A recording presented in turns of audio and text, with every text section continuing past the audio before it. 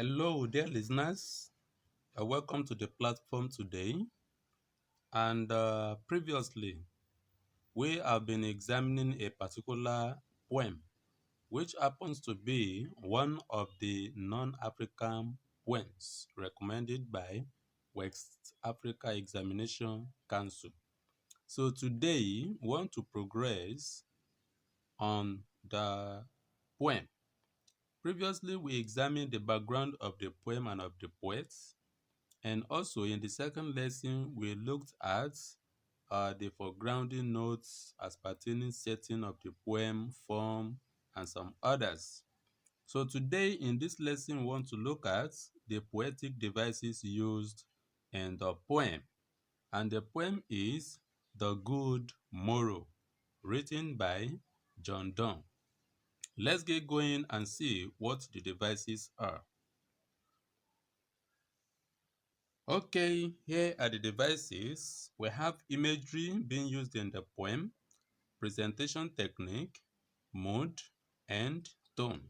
So let's look at them one after the other with a typical example. Okay, the first on the list is imagery. I believe you all know what imagery is by now. In John Donne's The Good Morrow, the imagery construct is crystal clear. That is the imagery that is used through the diction used by the poets. It is crystal clear. So this particular imagery can be seen thus. We have visual imagery in the poem, visible, attractive, and imaginable. Right from the topic, a good morrow or a bright new day is universally pleasant. There's no one on this planet Earth that does not like a good morrow or a bright day, always repeating itself. So with this, readers are set on the imaginable course that the poem is discussing factors that brings about pleasantness around an endeavor. From here and in lines 1 to 3 of the poem, pictorial illustrations dovetail into babyhood breast sucking until weaning stage. That is, there is graduation from breastfeeding possibly to real food eating when a baby is born. The life starts from breastfeeding the baby, then later the baby graduates to eating food and always topping it up with breast milk many a times. These two imageries are contrasts implying growth from a weakling to a matured, which without doubt is still implicit of pleasantness. Another thing is between lines 4 and 7, picture of a dream is the background of reality which is projected. Thus, the particular imagery strikes this fact. All romance signals displayed at courtship are nothing near how married life usually turns out. That is, all the romance, I love you, I do this, I do that. It is said that it does not display anything near how married life usually turns out. A lot of emotional, social, and physical tolerance are involved when it comes to marital life. And in the course of running a marriage, expected to actualize into a happy married life. So also between lines 8 and 11, Donne identifies the need to discourage fear and institute communication. In the process of running the matrimony. This much is underscored in the extended metaphor which is implicit in the following expression. I quote from the poem: "Watch not one another out of fear." That is one. Another quote is, "All love, other sides controls." That is another one. So that, as an expression, is face-to-face frank discussions in arriving at agreements is the busy road a couple wanting a happy married life must always take. Any couple that wants a happy married life, they should have face-to-face frank discussion which arrives at a particular agreement. So the picture of seafaring for new discoveries of words and words are underscored between lines 12 and 14. This is a further demonstration of the importance of communication in matrimony, that is, the matrimony running. In relation to the running of the society, this subject of communication is the same thing as a situation whereby the rulers try their best in fulfilling the promises made to the citizens. This is comparison, marital life and societal life. The result of this is always the achievement of a happy and orderly or egalitarian society. In lines 15 to 16 as well, Donne argues that a couple that desires a happy married life must be in constant love.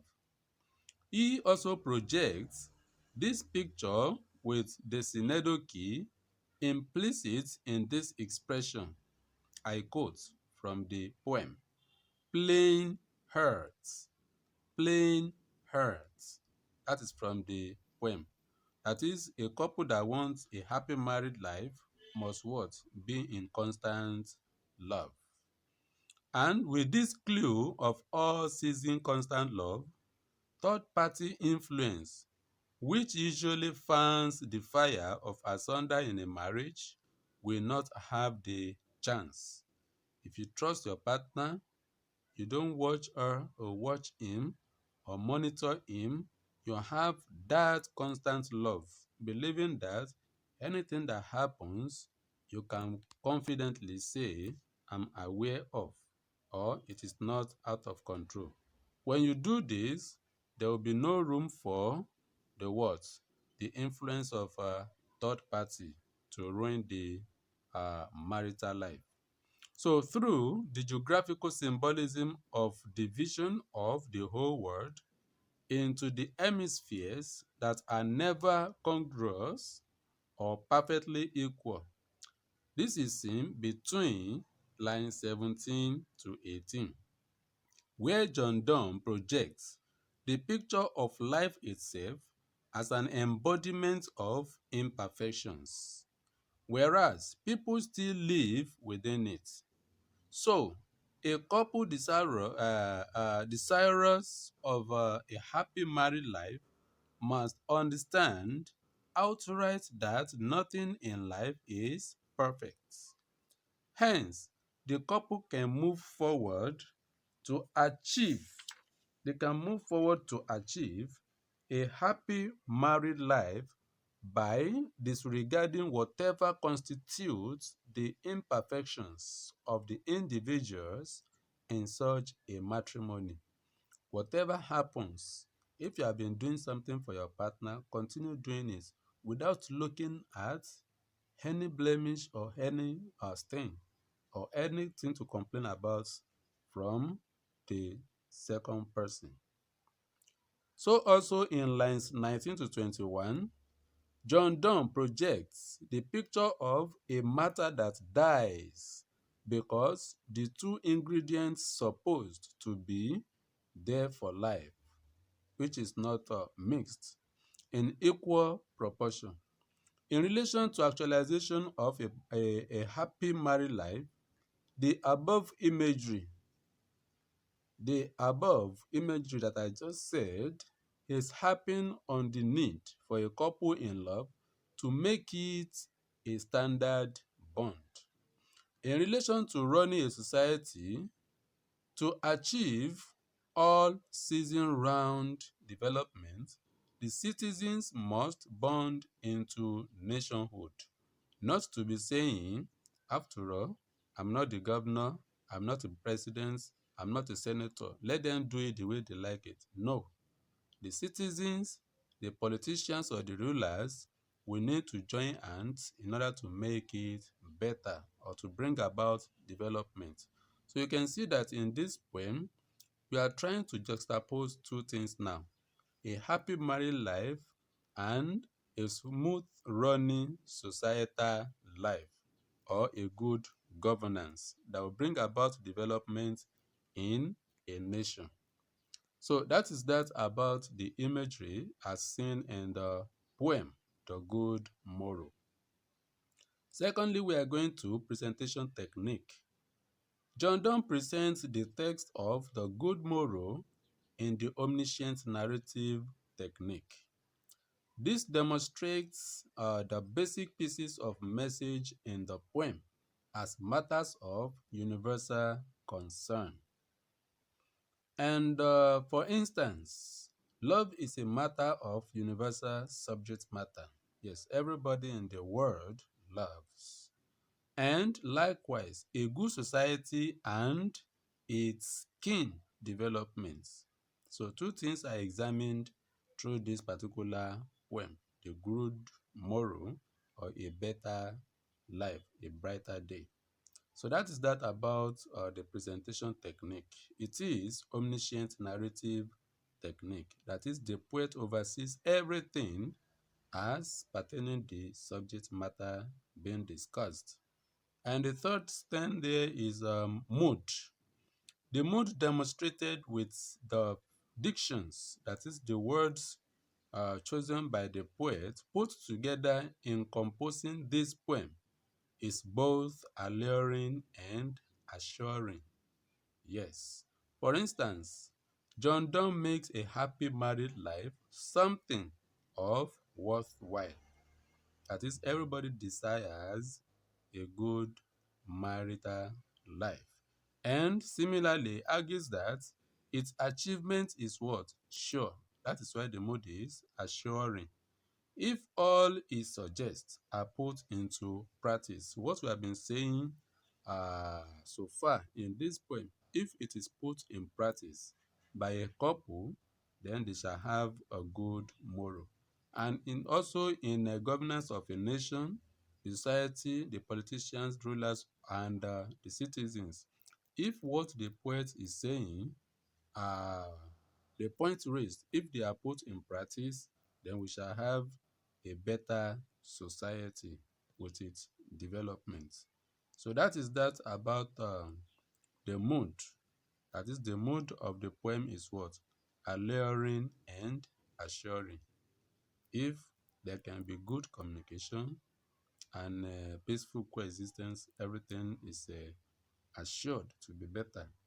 The last one there is tone. Use of dictions in this poem, The Good Morrow, is such that the concessions raised in spelling out its message are real and factual. Yes, the use of dictions in this poem, they are real. The message, that particular concession used to raise in spelling out the message of this poem, they are real and factual. Everybody knows that we all desire better life and also a happy married life. So the tone in the poem is altruistic. That is, it is factual. I believe this is clear. Good. This is how far we can go in this lesson today. So look forward to more videos to come on this particular poem until it ends. And don't forget, as usual, to subscribe. And if you have done so, bring more people to subscribe to the channel. Many people are out there that need to see this or to have this information. So share the link, comment if there's anything you want us to add or take away. And also like the platform or the channel, and I'll be very, very happy and motivated to do more. Thank you very much, and always remain safe.